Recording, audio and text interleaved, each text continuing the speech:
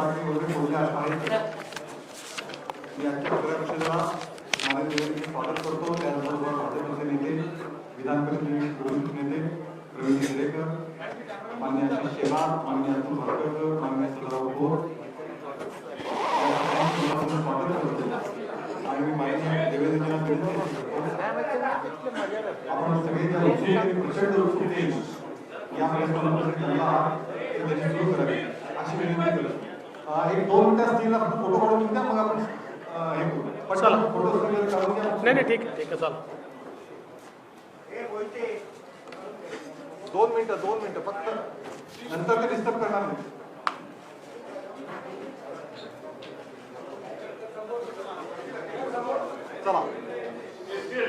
चला स्टील आता पुढे मागणी दिली. माय मराठीची क्षमा मागून आजची पत्रकार परिषद मातृभाषेच्या ऐवजी सुरुवातीला राष्ट्रभाषेमध्ये आपण करणार आहोत. मैंने ये घोषणा की थी कि कुछ चीज़ें आप सबके सामने दिवाली के बाद लाऊंगा. थोड़ा लेट हुआ है क्योंकि कागज़ भी निकल रहे थे, कुछ लोगों के प्रेस कॉन्फ्रेंसेस के दिन पहले ही बुक्ड थे, इसलिए मुझे थोड़ा समय लगा. मैं जो बताने वाला हूँ ना तो वो सलीम जावेद की स्टोरी है, ना ही वो किसी इंटरवल के बाद की पिक्चर है. एक बहुत ही सीरियस, बहुत ही गंभीर और एक प्रकार से राष्ट्र की सुरक्षा से जुड़ा हुआ मसला है. पहले मैं 2 कैरेक्टर्स के बारे में आपको बताना चाहता हूं. उसमें से एक है सरदार शाह वली खान. सरदार शाह वली खान ये 1993 बॉम्ब ब्लास्ट के गुनहगार हैं. इनको लाइफ इम्प्रिजनमेंट हुई है और अभी ये जेल में है. इनकी लाइफ इम्प्रिजनमेंट सुप्रीम कोर्ट ने कायम की है. अब जो सरदार शाह वली खान है, इनके ऊपर आरोप क्या था? तो इनके ऊपर आरोप था टाइगर मेमन के नेतृत्व में ये फायर ट्रेनिंग में सहभागी हुए, बॉम्बे स्टॉक एक्सचेंज और मुंबई महानगर पालिका, ये दोनों बिल्डिंग में बॉम्ब कहां रखना, इसकी रेकी ये शाह वली खान ने की थी. टाइगर मेमन के घर बम विस्फोट का जो कारस्थान हुआ उसकी मीटिंग में वे मौजूद थे. पूरे कारस्थान की जानकारी उनको थी. अल हुसैनी बिल्डिंग में टाइगर मेमन के घर गाड़ियों के अंदर जो आरडीएक्स भरा गया, वो आरडीएक्स भरने वाले ये शाह वली खान थे. और इसमें जो प्रत्यक्षदर्शी साक्षीदार है या जिन्होंने इसमें सरकारी गवाह के रूप में काम किया, ऐसे लोगों ने इस बारे में पूरी बयान और पुष्टि करने के बाद कोर्ट ने इनको लाइफ इम्प्रिजनमेंट दी और अब ये जेल में है. दूसरा कैरेक्टर है मोहम्मद सलीम इशाक पटेल उर्फ सलीम पटेल. ये जो सलीम पटेल है, आपको याद होगा कि स्वर्गीय आर पाटिल जी का एक समय वो कहीं किसी इफ्तार पार्टी में गए और उसके बाद आप लोगों ने न्यूज़ चलाई थी कि गुनहगार के साथ उनकी फोटो चली.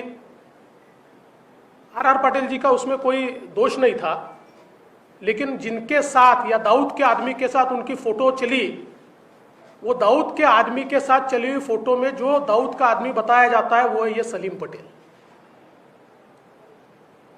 सलीम पटेल हसीना पारकर के ड्राइवर भी थे, बॉडीगार्ड भी थे और फ्रंटमैन भी थे।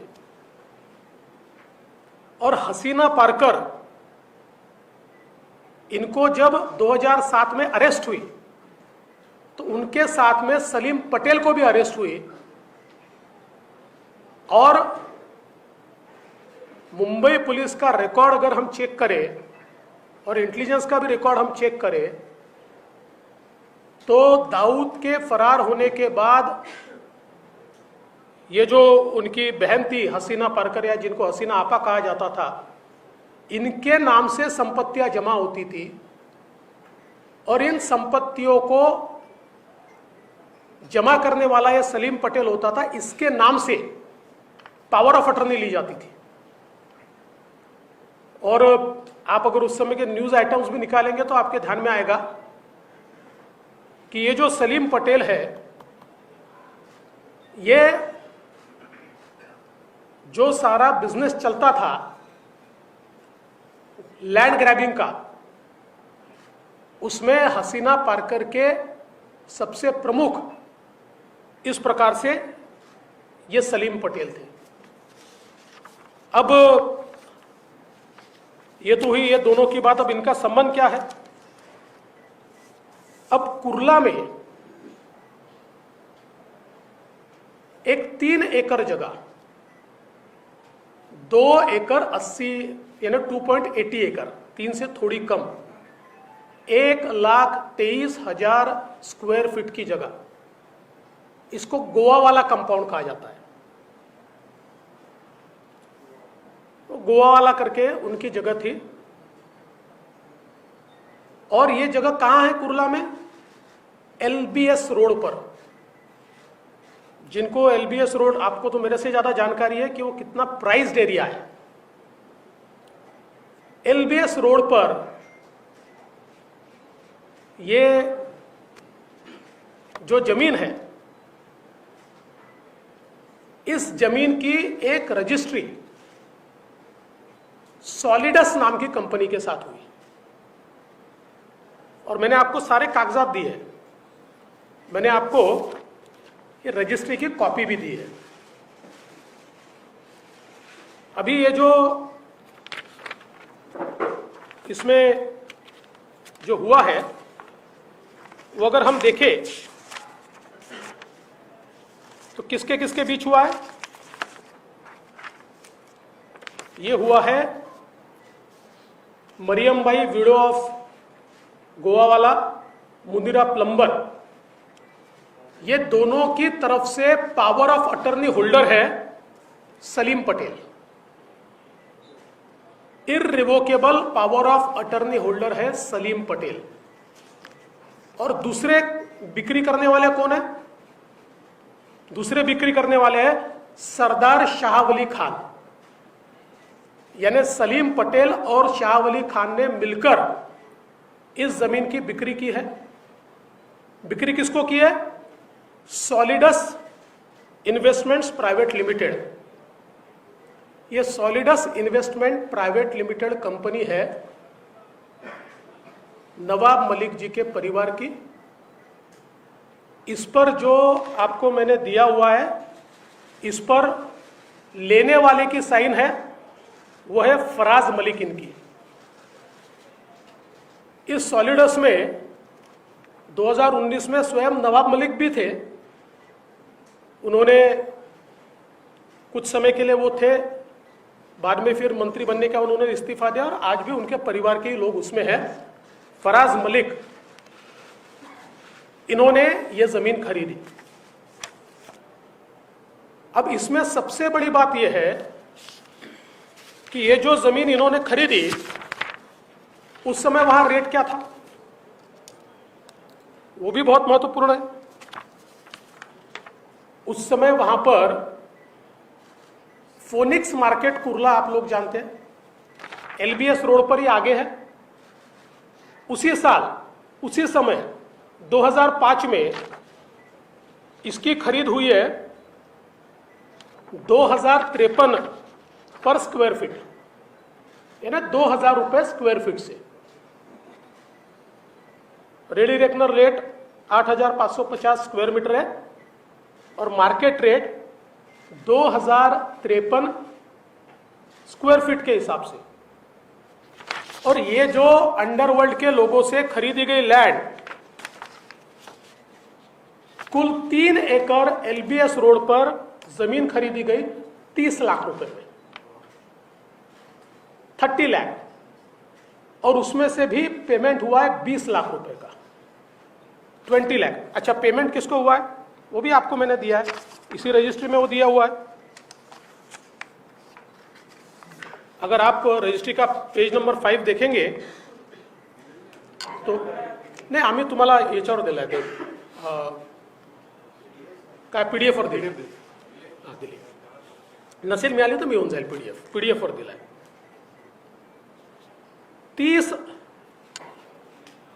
30 lakh. Now this indenture witness that in consideration of sum of 30 lakhs paid on the execution of these presents to the owner as per following particular. Rupees 15 lakh किसको मिले? पार्टी नंबर 1 एंड 2, लेकिन 1 end 2 को नहीं मिले, उनके power of attorney holder Salim Patel, इनके account में ये 15 लाख रुपए गए, सलीम पटेल के अकाउंट में। उसका अकाउंट नंबर वगैरह सारा दिया हुआ है। और फिर a sum of 10 lakh paid on execution of this two, वो किसको मिले? वो मिले शाह वली खान, वो सरदार खान कहते हैं उनको, सरदार खान को मिले। और इसमें भी आगे अगर आप देखेंगे, पीछे में मैंने सारी चीजें लगाई है, उनके फोटो वोटो सभी है जो खरीद की है। इसमें रिसिप्ट भी लगी हुई है, और रिसिप्ट में आप देखेंगे तो मोहम्मद सलीम पटेल की पूरी 15 लाख की रिसिप्ट है, और सरदार शाह वली इनके 5 लाख की, और 5 लाख बाद में दिए जाएंगे लिखा हुआ है।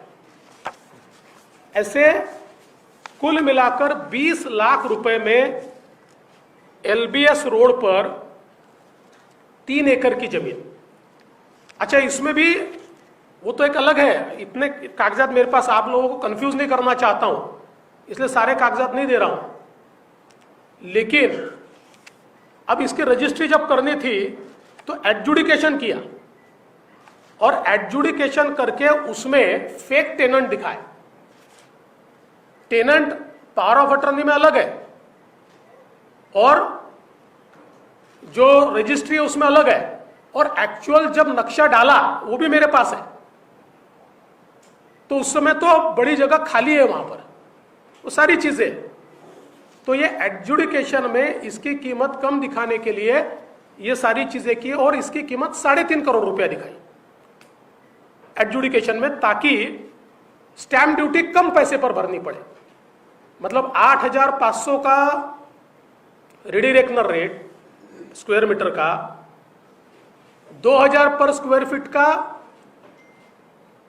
मार्केट रेट, और उसको खरीदा जा रहा है 25 रुपया स्क्वायर फीट से, और एक्चुअल पेमेंट हो रहा है 15 रुपया स्क्वायर फीट से। अब मेरा सवाल यह उठता है कि आप नवाब मलिक जी 2003 में जब यह सौदा शुरू हुआ और 5 में समाप्त हुआ, आप मिनिस्टर थे। यह जरूर है कि अंतिम रजिस्ट्री हुई उससे थोड़े समय पहले आपको जस्टिस सावंत के रिपोर्ट में आपके ऊपर स्ट्रिक्चर्स आए, इसलिए अपना पद छोड़ना पड़ा। पर क्या आप जानते नहीं थे सलीम पटेल कौन है? और सबसे बड़ी बात, मुंबई के गुनहगारों से आपने जमीन क्यों खरीदी? मुंबई में बम विस्फोट करने वालों से आपने जमीन क्यों खरीदी? और ऐसी कौन सी बात थी जिसके कारण ये मुंबई के गुनहगारों ने एलबीएस रोड पर 3 एकड़ की जमीन आपको 20 लाख रुपए में दे दी? सवाल ये उठता है कि इनके ऊपर टाड़ा था, टाड़ा उस समय, ये शायद बेल पर बाहर आए होंगे इसलिए वो कर पाए, वो अभी उसमें असर्टन नहीं कर पाया, इनके ऊपर टाड़ा लगा था। और टाड़ा का अगर आप कानून देखें तो टाड़ा के कानून में टाड़ा का जो आरोपी होता है या कन्विक्ट होता है उसकी सारी प्रॉपर्टी सरकार जब्त करती है, उसको सरकार जब्त करने का प्रावधान है। तो क्या यह टाड़ा के आरोपी की प्रॉपर्टी जब्त न हो इसलिए फिक्टिशियस कंसिडरेशन के ऊपर आपको ट्रांसफर की गई? और हम अगर ये देखें तो इसमें बहुत स्पष्ट रूप से ये दिखाई पड़ता है कि ये जो सारा व्यवहार हुआ है, इस व्यवहार में तो इतनी उथल पुथल है कि आप लोग हैरान रह जाएंगे। मैं वापस कहता हूं कि आप लोगों को कंफ्यूज नहीं करना चाहता, क्योंकि 2003 में इसी प्रॉपर्टी में वो टेनेंट भी बने, उन्होंने अपने टेनेंसी ट्रांसफर भी की, वापस उन्होंने उसको खरीदा। और इसलिए ये सीधा संबंध अंडरवर्ल्ड से दिखाई देता है। आपने अंडरवर्ल्ड से, और उसमें भी मुझे इस बात का दुख है, आप मुंबई की उस विभीषिका को याद कीजिए जिस समय मुंबई में बम विस्फोट में हमारे मुंबईकरों के चीथड़े उड़ते हुए हमने देखे, चीथड़े। और हमारे चीथड़े उड़ाने वाले में जिन्होंने आरडीएक्स भरा, जिन्होंने कॉन्स्पिरेसी रची, जिन्होंने रेकी की, ऐसे व्यक्ति के साथ आप व्यवहार करते हो, बिजनेस करते हो। पर इतना ही नहीं है, ऐसी कुल मिलाकर मुझे 5 प्रॉपर्टीज छपड़ी है, जिनमें से 4 में तो 100% अंडरवर्ल्ड का एंगल है। और ये 2005 से लेकर अभी तक की है, 2 साल पहले तक की है। 100% 4 प्रॉपर्टीज में अंडरवर्ल्ड का एंगल है। किंतु जैसा मैंने कहा, न ये मेरे लिए सलीम जावेद की स्टोरी है, न इंटरवल के बाद का पिक्चर है। तो ये सारे मेरे पास जो सबूत है वो कॉम्पिटेंट अथॉरिटी को मैं दूंगा और कॉम्पिटेंट अथॉरिटी उसकी जांच करेगी। और जैसा मैंने घोषित किया था, ये सारे सबूत राष्ट्रवादी कांग्रेस पार्टी के प्रेसिडेंट श्री शरद पवार जी को भी मैं देने वाला हूं, ताकि उनको भी पता चले कि उनके मंत्रियों ने क्या गुल खिलाए हैं। आज आपल्या समोर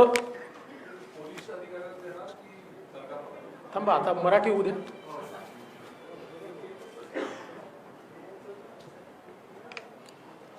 आज आपल्या समोर एक महत्त्वाचा विषय मी मांडतोय। पहिल्यांदा 2 व्यक्तींची माहिती आपल्याला देतो। पहिले आहेत सरदार शाहवली खान। 1993च्या बॉम्बस्फोटामध्ये कन्व्हिक्ट म्हणून, गुन्हेगार म्हणून शिक्षा होऊन सरदार शाहवली खान हे जेलमध्ये आहेत। त्यांना जन्मठेप झाली आहे। काय आरोप होते यांच्यावर? जे सिद्ध झालेले आरोप आहेत, नुसते आरोप नाही, सिद्ध झालेले आरोप। टायगर मेमनच्या नेतृत्वात फायर आर्म ट्रेनिंग मध्ये सहभागी होते। बॉम्बे स्टॉक एक्सचेंज आणि मुंबई महानगरपालिका बिल्डिंगची रेकी यांनी केली होती की तिथे बॉम्ब नेमका कुठे ठेवायचा। आणि टायगर मेमनच्या ज्या इमारतीमध्ये हे संपूर्ण कारस्थान शिजलं, त्या मीटिंगला ते स्वतः उपस्थित होते आणि या बॉम्बस्फोटाची पूर्ण माहिती ही त्यांच्याजवळ होती. एवढंच नाही तर टायगर मेमनच्या अल हुसैनी बिल्डिंगमध्ये ज्या ठिकाणी गाड्यांमध्ये RDX भरण्यात आलं त्या ठिकाणी RDX भरणारे हे होते. जे माफीचे साक्षीदार आहेत आणि जे प्रत्यक्षदर्शी साक्षीदार आहेत, या दोघांनी या संदर्भातली साक्ष दिल्यानंतर यांना जन्मठेप झाली आहे. दुसरे व्यक्ती मोहम्मद सलीम इशाक पटेल उर्फ सलीम पटेल, हे तेच व्यक्ती आहेत की एकदा 2013-14 साल असेल, ज्यावेळी माननीय RR पाटील साहेब हे एका इफ्तार पार्टीला गेले आणि त्यानंतर दाऊदच्या माणसासोबत त्यांचा फोटो आला. तो दाऊदचा माणूस म्हणजे हे सलीम पटेल. RR पाटलांचा त्यात काही दोष नव्हता, पण हा फोटो आला आणि त्यांना ट्रोल व्हावं लागलं. ते हे सलीम पटेल. सलीम पटेल म्हणजे ज्या हसीना पारकर दाऊद यांच्या भगिनी, ज्यांना हसीना आपा म्हटलं जायचं, या हसीना आपाचा हा ड्रायव्हर, हसीना आपाचा हा बॉडीगार्ड आणि हसीना आपाचा हा फ्रंटमॅन.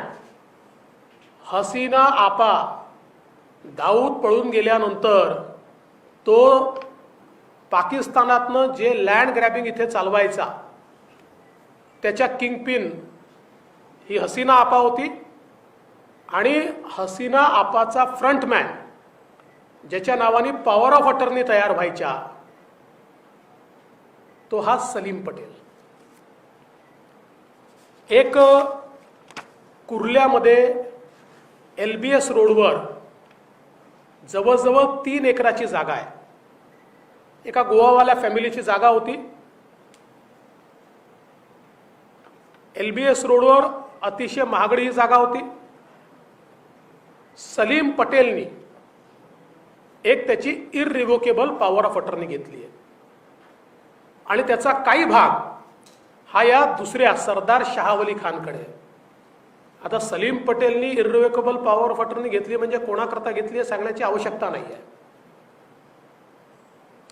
या दोघांनी ही मी आपल्याला या ठिकाणी रजिस्ट्रीची कॉपी दिलेली आहे. या रजिस्ट्रीच्या कॉपीमध्ये स्पष्टपणे LBS रोडवरची ही जागा जवळजवळ 3 एकराची या दोघांनी सॉलिडस नावाच्या एका कंपनीला विकली आहे आणि सॉलिडस इन्व्हेस्टमेंट्स प्रायव्हेट लिमिटेड यांच्या वतीनं याच्यावर सही केली आहे फराज मलिक यांनी. आजही ही कंपनी नवाब मलिक यांच्या परिवाराची आहे. काही काळ, छोटा काळ, स्वतः नवाब मलिक देखील याच्यामध्ये एक डायरेक्टर राहिलेले आहेत. आणि सगळ्यात महत्त्वाचं असं आहे की या दोघांनी म्हणजे हे जे 2 सरदार शाहवली खान आणि मोहम्मद सलीम पटेल या दोघांनी सॉलिडसला ही जागा विकलेली आहे केवळ 30 लाख रुपयामध्ये. 30 लाख रुपयामध्ये आणि त्यातलं पेमेंट केलं आहे 20 लाख रुपयाचं. आणि मगाशी मी सांगायला विसरलो, आजही त्या ठिकाणी फार मोठं शेड हे भाड्याने दिलेलं आहे सॉलिडसनी. आणि माझी माहिती खरी खोटी असेल, मागे पुढे असेल, पण मला जी माहिती आहे 1 कोटी रुपये महिना त्यातनं सॉलिडसला आजही भाडं मिळत आहे. त्यामुळे ही जी सगळी जागा आहे 30 लाख रुपये. आता त्यावेळेस तिथला रेट काय होता आपण जर बघितलं तर त्याच्या मागे, मी मगाशी सांगायचं विसरलो, मराठीत बोलण्याचा फायदा काय, त्याच्या मागे LBS रोडवर नाही, मागे पाईपलाईनच्या कच्च्या रोडवर मलिक कुटुंबाने एक अजून प्रॉपर्टी 2005 मध्ये घेतली होती. ती त्यांनी 415 रुपये स्क्वेअर फुटनी घेतली होती. याच LBS रोडवर फोनिक्स मार्केट सिटी कुर्ला याची जमीन 2005 सालीच विकली गेली आहे आणि त्याच्यावर भरपूर रिझर्वेशन्स आहेत. ती 2050 रुपये स्क्वेअर फुटांनी विकली गेलेली आहे. आणि सॉलिडसनी या 2 अंडरवर्ल्डच्या लोकांकडनं ही जमीन जी घेतली आहे ती 20 रुपये चौरस फुटांनी घेतली आहे. 25 रुपये चौरस फुटांनी घेतली आहे. 25 रुपीज पर स्क्वेअर फीट. 25 रुपये चौरस फुटांनी ही जमीन त्यांनी घेतली आहे. आता मुंबईमध्ये तर उकिरड्याची जागाही 25 रुपये चौरस फुटांनी मिळत नाही आणि पेमेंट 15 रुपये चौरस फुटांनी केलाय. आता प्रश्न हा आहे की पहिल्यांदा मुंबईच्या गुन्हेगाराकडनं, मुंबईच्या हत्यारांकडनं ही जमीन विकत घ्यायची काय आवश्यकता होती? Why did you do business with killers of Mumbai? Killers of Mumbai कोण आहे हा शाहवली खान?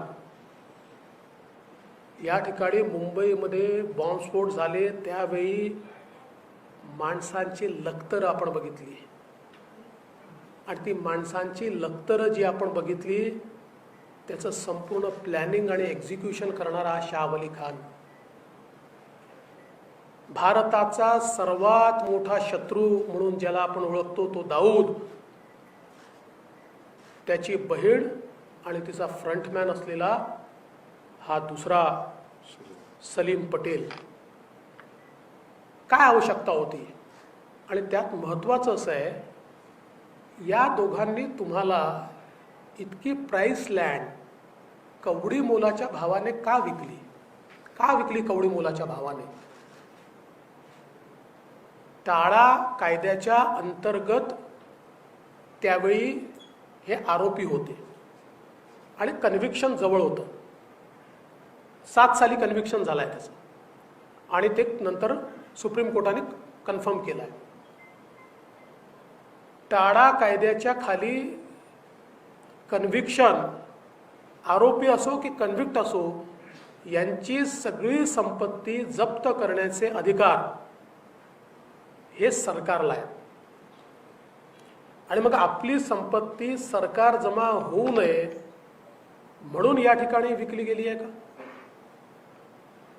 ही खरंच 20 लाखाला विकली गेली की या लोकांच्या काळ्या कामांकरता मोठ्या प्रमाणात काळा पैसा दिला गेला?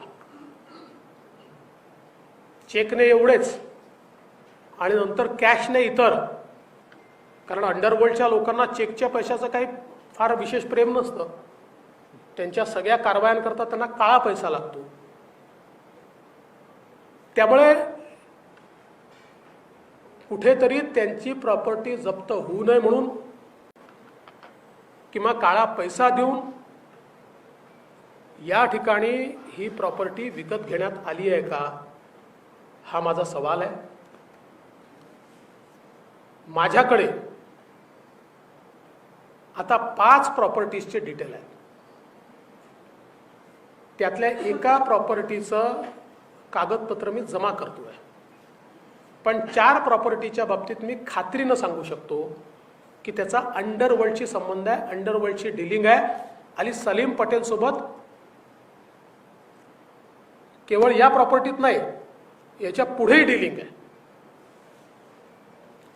त्यामुळे या ठिकाणी हे जे सगळे कागदपत्र माझ्याकडे आहेत हे ॲप्रोप्रिएट अथॉरिटी, मगाशी तुम्ही प्रश्न विचारला ना, ॲप्रोप्रिएट अथॉरिटी यात कोण आहे हे मी ॲसर्टन करेन. ती पोलीस आहे, ती CBI आहे, ती ED आहे की ती NIA आहे. जी कुठली ॲप्रोप्रिएट अथॉरिटी आहे त्या ॲप्रोप्रिएट अथॉरिटीकडे हे सगळे कागद मी देणार आहे. आणि यासोबत मी अनाऊन्स केल्याप्रमाणे या सगळ्या कागदांची एक प्रत राष्ट्रवादी काँग्रेसचे सर्वेसर्वा श्री शरद पवार साहेबांनाही मी देणार आहे. कारण त्यांनाही समजलं पाहिजे की त्यांच्या मंत्र्यांचे नेमके काय प्रताप आहेत. एक त्यानंतर सांगा. क्या चल 4 प्रॉपर्टीज बद्दल आपण माहिती घेत आहे. एकूण 5 आहेत. त्या प्रॉपर्टीज मुंबईमध्येच आहेत का? त्यांचे किट संबंध नवाब मलिकशी आहेत का त्यांच्या परिवारामध्ये आहेत? फराज मलिक कोण आहे दुसरा प्रश्न. आणि कोर्टात जाण्याचं कंटेम्प्ट तुम्ही करताय का?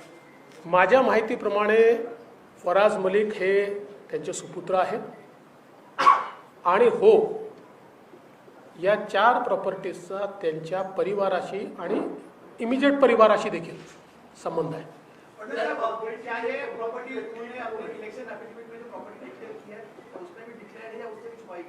देखिए मैंने उसकी जांच नहीं की है, मैं सही में बताता हूँ कि ये उसमें दिखाई है कि नहीं, वो मैं चेक करके आपको बताऊंगा.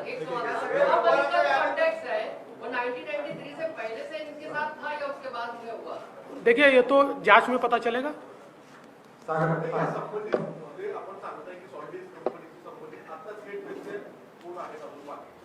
अजूनही नवाब मलिकांच्या परिवारातच ती आहे. असं आहे की जी माझी माहिती आहे ती 2019च्या सुरुवातीला हे जे फराज मलिक होते हे त्यातनं रिटायर झाले आणि नवाब मलिक आले. मग नवाब मलिक रिटायर झाले, त्यांचे एक बंधू आले आणि आजही आपण जर, कारण ते जे एका मोटरसायकल कंपनीला ते भाड्याने दिलं आहे, ते भाड्याने जे दिलेलं आहे त्याचं जे ॲग्रीमेंट आहे ते रजिस्टर केलं आहे, ते आजही फराज मलिकांच्याच नावाने रजिस्टर आहे. त्याच्या आधी डिफरन्स आहे.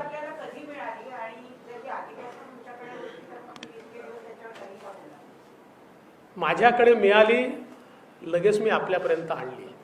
आधी मिळाली असती तर आधी कारवाई केली असती.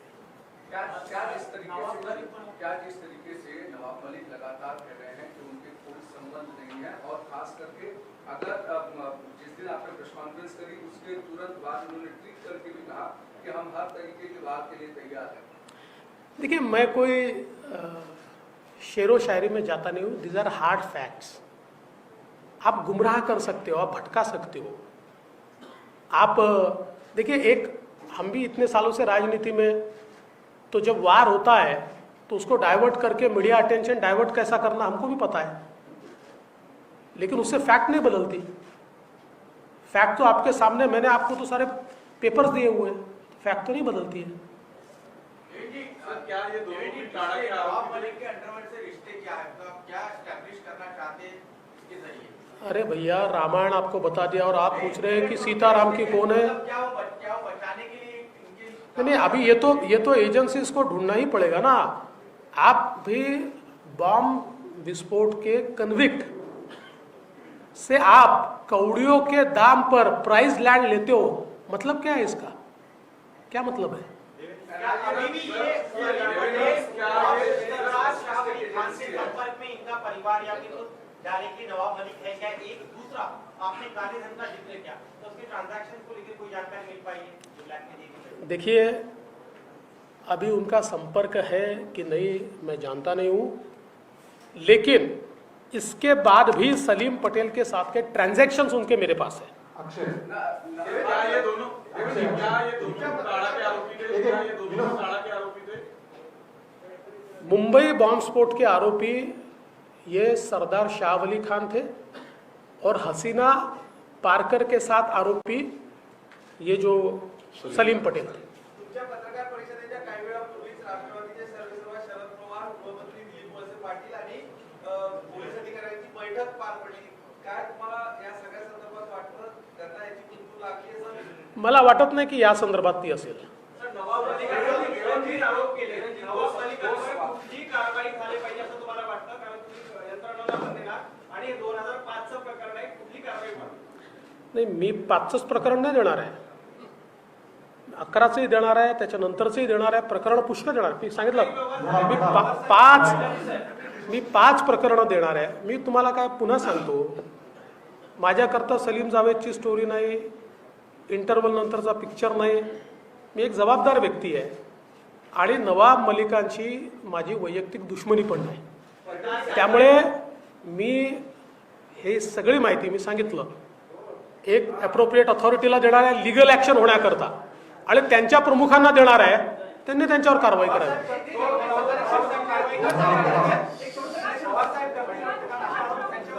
ते आता बघूया. शाहवाली खान फक्त कन्व्हिट आहे ना, शाहवाली खान काँग्रेस फडणवीस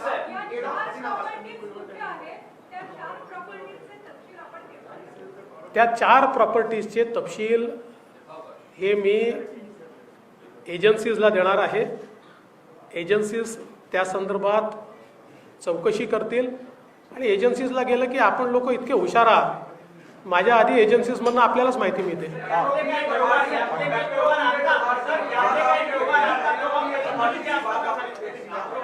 की बात आपने कही है, 2 चीजें इसमें प्रमुख तौर पर हैं. एक तो आपने इलीगल पैसे का ट्रांजैक्शन की बात कही है जो ईडी के पास जाता है, और जो कि इंटरनेशनल लिंक और इस तरीके से एनआईए के पास, क्या दोनों साथ में जांच करने और दोनों जगह साथ में सबूत देने वाले? देखिए, तो एजेंसियों को तय करना पड़ेगा. मैं स्वयं इसमें जो लीगल एक्सपर्ट्स है या जिनको ये सारा कामकाज पता है उनको पूछकर कौन सी एजेंसीज के पास भेजना है तय करूंगा.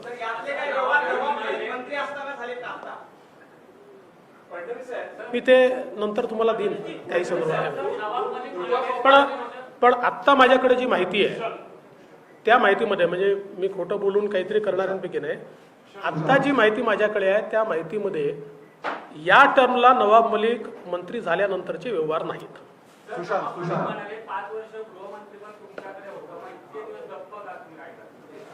फार सुंदर प्रश्न आपण विचारला, ज्याचं उत्तर मी ऑलरेडी दिलं आहे की माहिती जेव्हा आली 2005ला हे घडलेलं आहे, त्याच्यानंतर किती गृहमंत्री झाले ते का चूप होते? माझ्याकडे जेव्हा माहिती येईल तेव्हाच मी मांडेन ना. सर्व प्रॉपर्टीची माहिती तुम्ही प्रेसला जाहीर करणार आहात की ते एजन्सीला देणार आहात? मी एजन्सीजला देईल, कारण मी पुन्हा सांगतो की माझ्याकरता हा पॉलिटिकल स्कोरिंगचा विषय नाही, हा महत्त्वाचा विषय आहे.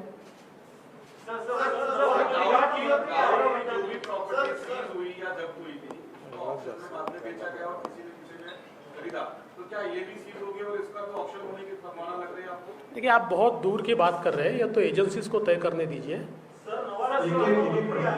नवाब मलिक आता मंत्री आहे, तुम्ही ही सगळी कागदपत्र आणि हे प्रकरण मुख्यमंत्र्यांकडे देणार का आणि राज्यपालांपर्यंत पोहोचणार? आता आपण ही आयडिया दिली आहे तर मुख्यमंत्र्यांना देऊन देतो, राज्यपालांना देऊन टाकतो.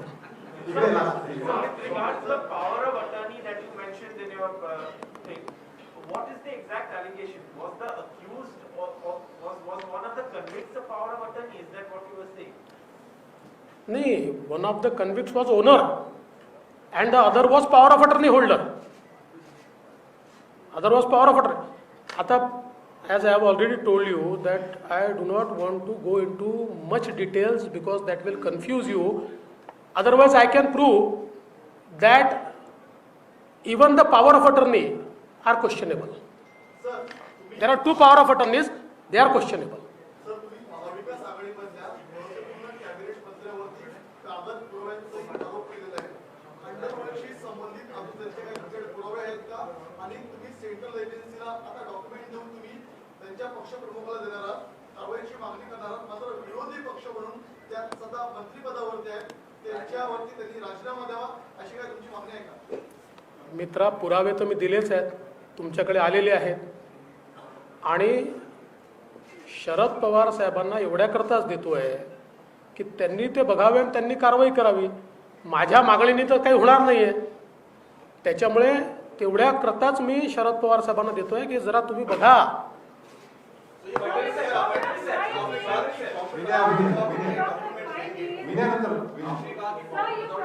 Vinay, just one moment.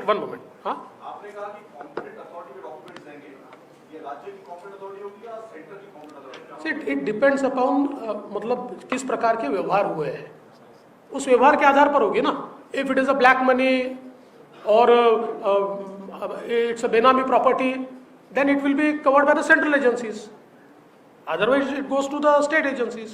ED is also one of the Absolutely, because ED is also one of the options, because there is a black money involved into this, and IT is also an option, because the Benami Transactions Act, that comes under IT.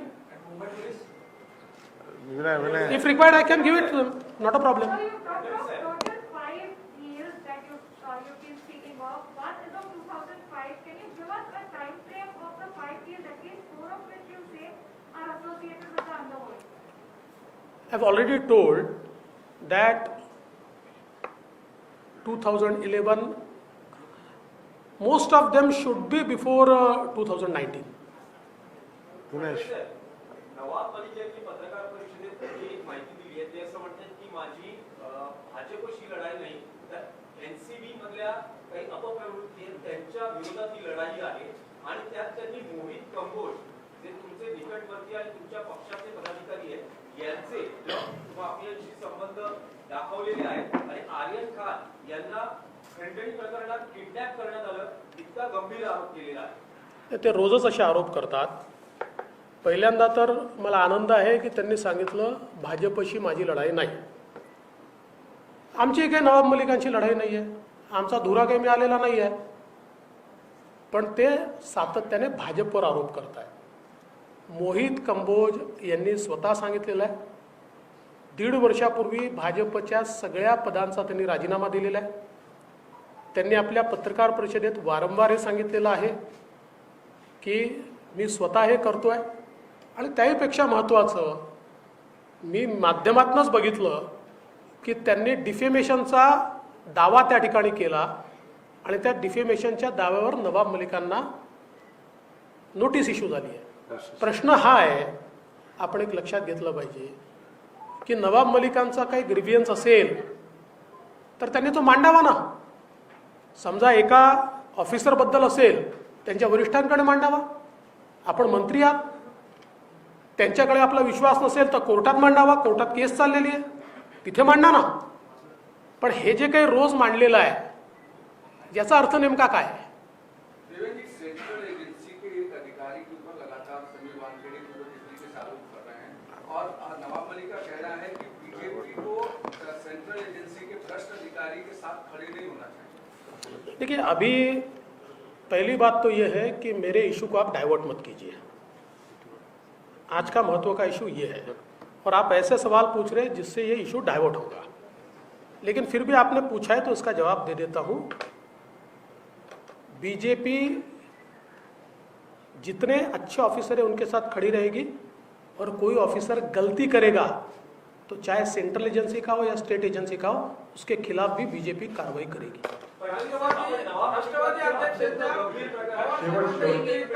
दुसऱ्या कुठल्या पक्षाच्या नेत्याशी आपण पुरावे देणार आहात? दुसऱ्यांच्या फायदा काय? फडणवीस साहेब, आपण चल लास्ट क्वेश्चन. नवाब मलिकांच्या बाबतीतलं अत्यंत गंभीर प्रकरण समोर आणलेलं आहे आणि तुम्ही म्हणालात की सगळे कागदी पुरावे तुम्ही शरद पवारांना देणार आहात. पण नवाब मलिक हे उद्धव ठाकरे यांच्या मंत्रिमंडळातले मंत्री आहेत आणि उद्धव ठाकरे या सरकारचं नेतृत्व करतायत, तर तुम्ही त्यांना ही कागदपत्र देणार आहात का? नाही, मी मगाशीच सांगितलं की तर मला फार चांगला सी सूचना दिली, माझ्या डोक्यात आधी नव्हतं, पण मी नक्की उद्धवजींना पण देईन, राज्यपालांनाही पाठवून देईन. चला, थँक्यू.